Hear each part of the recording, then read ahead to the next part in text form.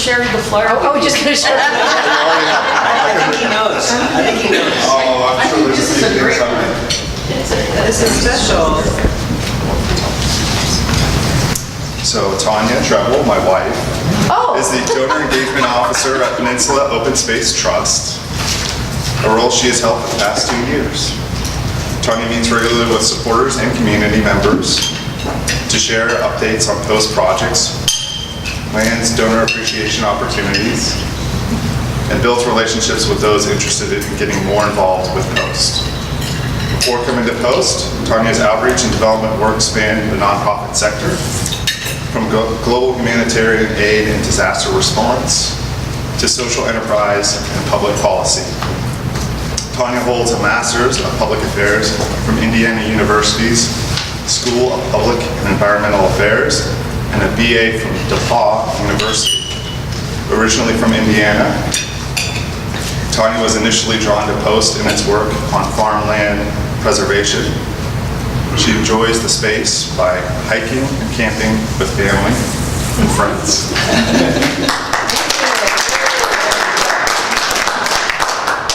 Well, thank you so much for having me here today, and thank you to Mike for inviting me, and Edward for the great introduction. So that pretty much covered my first slide. So I was going to say that I've been to a number of Rotary meetings in the past because Edward is a member of the Palo Alto University Rotary Club, as is my boss, Post's president, Walter Moore. So I'm pretty familiar with the work that you do, but I know that every club is unique. And I understand as well that your theme for this year is Be an Inspiration. Yes. So I'll do my best. I'm going to speak briefly about Post's mission, program areas, and how we do our work. And I'll save a few minutes at the end to take your questions. So if something comes to mind while I'm speaking, please feel free to ask. So Post is a nonprofit land conservancy, and our mission is to protect open space, farms, and parkland on the peninsula and in the South Bay for the benefit of all. So to date, Post has protected over 76,000 acres of land, and that's over 200 projects across the peninsula. And while our office is located in Palo Alto, our working area spans San Mateo County, Santa Clara County, and Santa Cruz County. So we have a pretty large region that we're working in.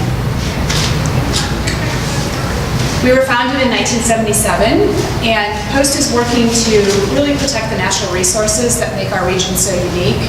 So just a few photos of things that we're thinking about. Outdoor recreation, scenic view sheds, wildlife habitat, natural resources, and farmland where locally grown food can be sourced. So it might be a little tough to see, but the map on the left shows protected open space in our region in 1977 when Post was founded. And the areas highlighted in green are protected lands, including state, county, and other parks. And then the map on the right shows our region currently in 2018. All of the dark green areas are showing a conservation project that Post has worked on.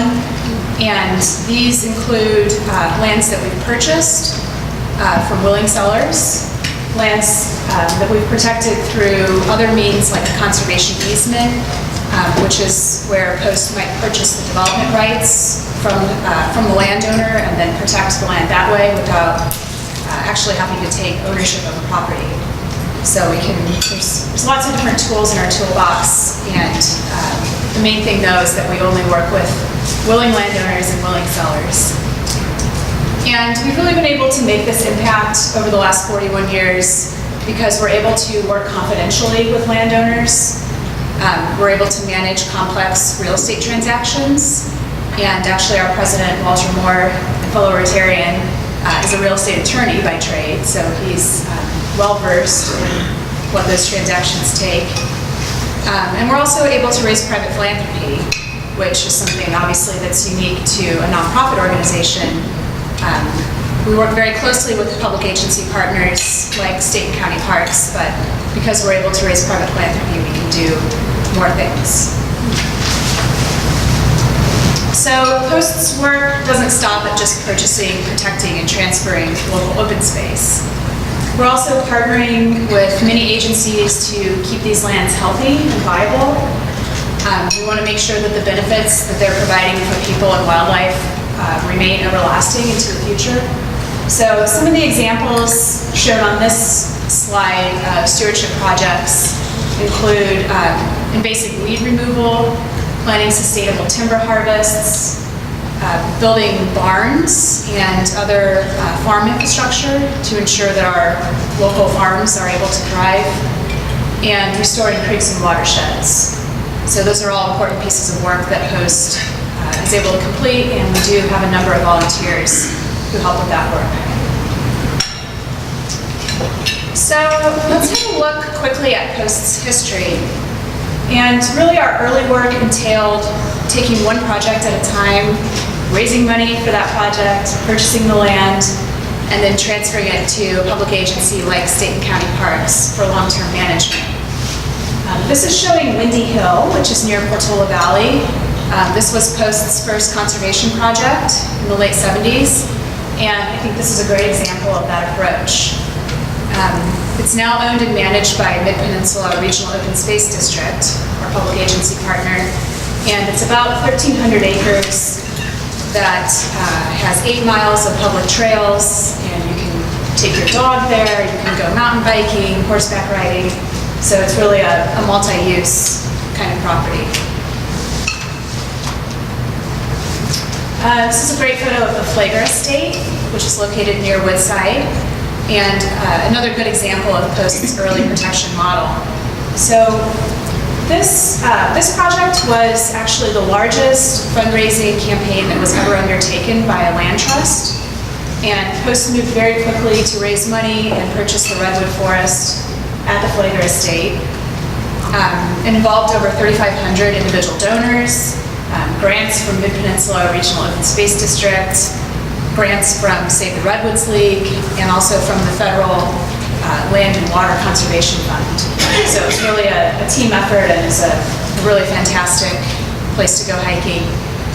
It's located right next to Huddart Park in Woodside, and it's now part of the Golden Gate National Recreation Area. So it's open to the public. Is that Wonderlick? No, but it's right next to, it's close to Wonderlick. But the Flagler Estate is a separate property right off of Kenyatta Road. Okay, so Post also works on the east side of the peninsula, protecting some of our baylands that are next to urban areas. And Bear Island is a great example. Conservationists have been working for more than 30 years to try to protect Bear Island. And it's about a 1,600 acre property. It was slated to be developed either for housing or landfill, which is kind of interesting. But in 1977, Post was able to purchase the property for $15 million. And now Bear Island is permanently protected, and it's part of the Don Edwards San Francisco Bay National Wildlife Area. It's also undergone recently a pretty substantial restoration project, and that restoration project was a priority for the U.S. Fish and Wildlife Service. So we've now seen a lot of native plants returning, native bird and mammal species, and the habitat has really been restored for threatened and endangered species to come back as well. So it's really an exciting place to go, and it's also a very flat place to hike. So if you're just dipping your toe into hiking, this is a good place to start. In 2001, Post transitioned our approach a little bit from completing one project at a time to working across entire landscapes. And so our first large multi-project campaign was to save more than 20,000 acres along the San Mateo County coast. And Post was able to be successful in this campaign to take on more complex transactions than we had in the past, and to raise really significant funding to protect beaches and other properties along our coast from being developed. Another really important part of Post's work is protecting redwood forests. And we launched our Heart of the Redwoods campaign in 2011, which had a goal of protecting over 20,000 acres of redwood forests. And so that's work that remains really core to Post's mission. The photo you're seeing here is San Vicente Redwoods, and this was a key success of that campaign. It's an 8,500 acre property, so it's the largest transaction that Post has done. We've worked together with Save the Redwoods League, Supervirons Fund, the Land Trust of Santa Cruz County, and other partners. And right now we're undertaking some wildlife studies on the property. We want to see where wildlife are moving, where they're living. And we're also in the process of building a trail network of about 9 miles across part of the property. So it's not open to the public yet, but it should be within the next couple of years. In 2016, we realized that there was significant loss of farmland on the county coast, and we had seen that more than 35% of farmland had been lost since the 1980s. So Post decided to launch what we're calling the Farmland Futures Initiative. Our goal with Farmland Futures is really to triple the amount of acreage of farmland that's protected from development, and also to triple the number of farms by 2026. So it's a complex challenge, and it combines the work of land acquisition with legal land protection and really strategic investments in farmland infrastructure. So Post has protected a number of the farms that you'll see on the coast if you drive down Highway 1, and we've been going beyond that and also starting to build some reservoirs, other farm infrastructure like barns, and even farm labor housing to make sure that those farms can be viable into the future. So finally, in the late 2000s, we realized that we really needed to expand our work into Santa Clara County. And to date, we've completed more than 50 projects down in that area. So Post has contributed to expanding a number of the open space preserves and county parks that you might hike if you're down towards San Jose. Fremont Older Open Space Preserve, Stevens Creek County Park, Sanborn County Park, Rancho San Antonio, Sierra Azul, and several others that probably are familiar names. And more recently, Post has really refocused our work in the South Bay on Coyote Valley. And so Coyote Valley is the last undeveloped valley floor just south of San Jose. It's the last connection for wildlife to go from the Santa Cruz Mountains to the west over to the Diablo Range in the east. So it's a really crucial piece of our work, and it's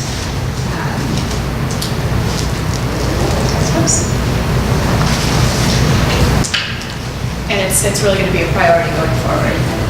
So as we're looking to the future, we've realized that there's been rapid development in our region, soaring real estate prices, and the amount of land that's available to protect has started really to shrink. So because of that, Post has really adapted our strategies again, and we've begun focusing on finding the right pieces of land to protect rather than just more land. So we're using conservation science, data, land use trends, and we're really looking at making sure that the pieces of land we're protecting in the future are connecting already protected spaces, they're connecting county parks, state parks, so that we are able to build trail connections and we're able to have wildlife linkages that go through these areas. Let's see. Here we go. So here are the 5 program areas that Post is really focused on going forward. And this has been a long strategic process with our board of directors, our land team, but we've realized that we're really focusing our efforts on farmland, redwoods, wildlife connectivity and linkages, Coyote Valley, and public access, which includes trails, beaches, and other opportunities for the public to get out on the land. So let me talk very briefly about a couple of these areas.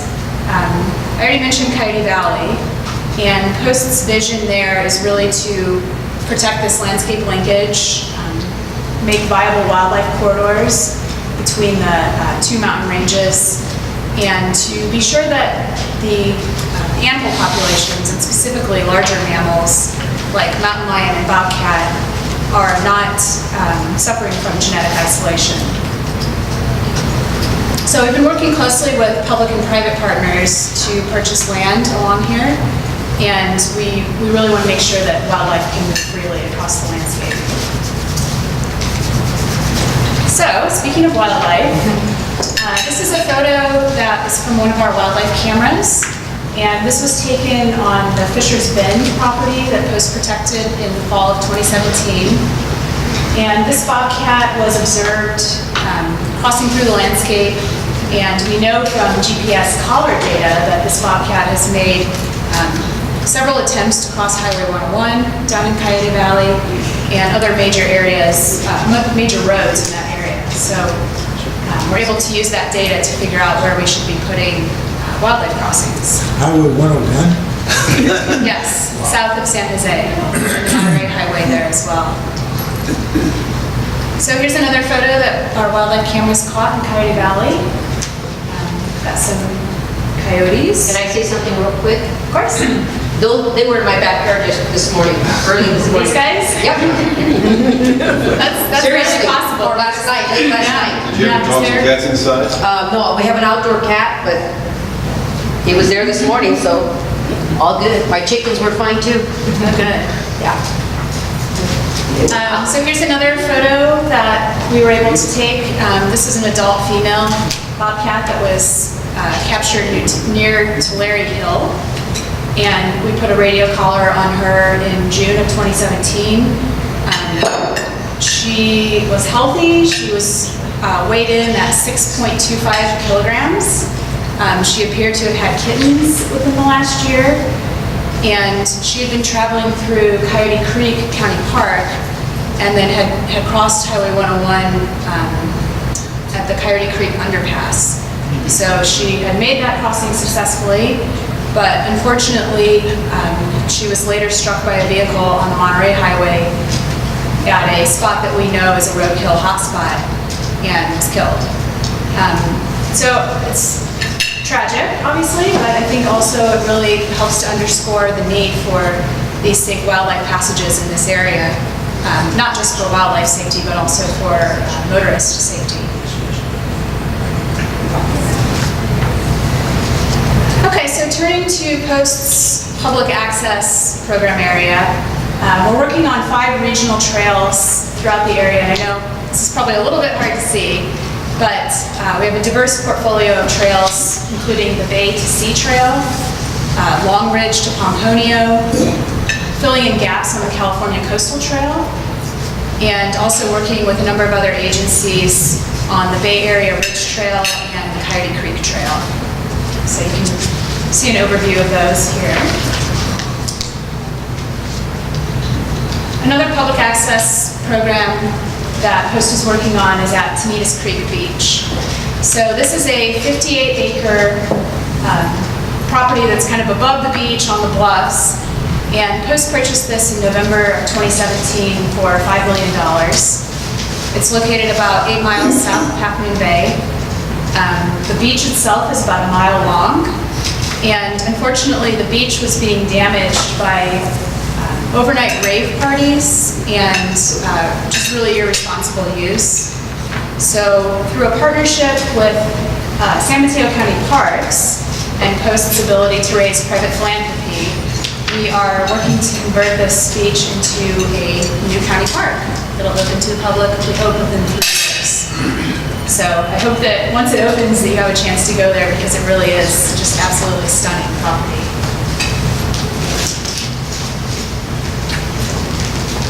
So I think increasingly there is a perception that there's a binary decision between creating more housing, which our area desperately needs, and preserving open space. So I thought probably one of you would ask a question about this in the Q&A, so I figured I'd just go ahead and address it.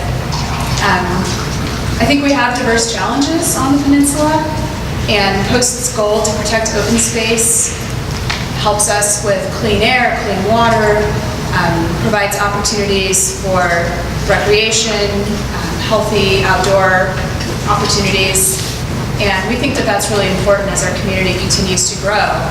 And so we're really thinking about this careful balance of urban spaces alongside rural and wildlands that can help our community be stronger and healthier as we grow. And Post is working hard to protect these lands out in the foothills and the redwood forests and along the coast. But we're supportive of higher density housing near public transit options and that sort of thing. So it's something that we're thinking about and that we're really trying to balance. Okay, so we have a number of guides on our website, and I've printed out just a couple of them to put on the tables so that you can take a look. You're welcome, though, to go on our website and download any number of these guides for free.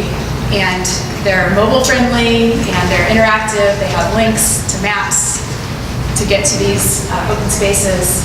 So we've done birds of the Bay Area, wildflowers, vistas where you can hike in or drive in, adventure spots, hikes according to the season of the year, waterfall hikes. So there's just really a large number of these on our website, which I would encourage you to take a look at.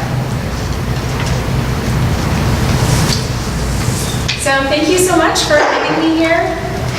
I think that this is important work in our community, and I hope that you've enjoyed learning more about it. I would encourage you to consider getting involved with Post by checking out our website. If you want to sign up for our email alerts, we send one email a month, so we promise not to spam you. And we have a number of events and other public community hikes that are open to the public, and you can come, you can bring family or friends. And of course, we're a nonprofit, so we're always looking for support as well. So happy to answer any questions. Question, did you run into, especially in the wooded area, any pot growing places? Only in your backyard. Yes. Oh, and 6 plants, yeah. So that has been an issue. Great question. And I think primarily that's been an issue on some of the more publicly accessible lands, like state and county parks. And we've, we're not as involved in the day-to-day management on those properties, but I think, state and county parks are well equipped to deal with that. We've also had questions about marijuana farming, given that Post is working with local farmers. Right. And at this time, we have decided that we will not allow that on our land. And even though it's legal here in the state of California, we're authorized as a 501c3 nonprofit through the federal government. So for us, it's not worth taking that risk. Right. But that was, prior to it becoming legal. I do know, that up in these mountains here, they had some illegal operations going. Right. And when you manage that, did your people run into problems of running into the illegal farms up there? our staff have come across illegal grows, and we've had to remove them. Yeah, okay. Another school, go ahead. On the farms, do you lease those to local farmers then, or do you run them yourselves? Yes, so typically with the farmland, Post will purchase farmland at the market rate from willing sellers. We will put what's called an affirmative agricultural easement on the title of the land. And that means that not only can the land not be developed or mined, or other things that are restricted, it must actually be in continuous agricultural production. So once you put that kind of restriction on the title of the land, it reduces the fair market value by about 50 or 60% of that piece of land. And at that rate, we're able to then sell it to local farmers who are interested in continuing to farm it. So often we'll enter into a lease first and help the farmers to make sure that they have a sustainable operation. Post has a number of other partner organizations that we're able to bring to the table for farm financing, farm strategic operations, and that sort of thing. But eventually our goal then is to sell the land to farmers who want to farm it? Yeah, that's a great question. Thank you. Thank you. And I'm happy to stick around and answer more questions, and I also have business cards and other materials if you're interested. Thank you.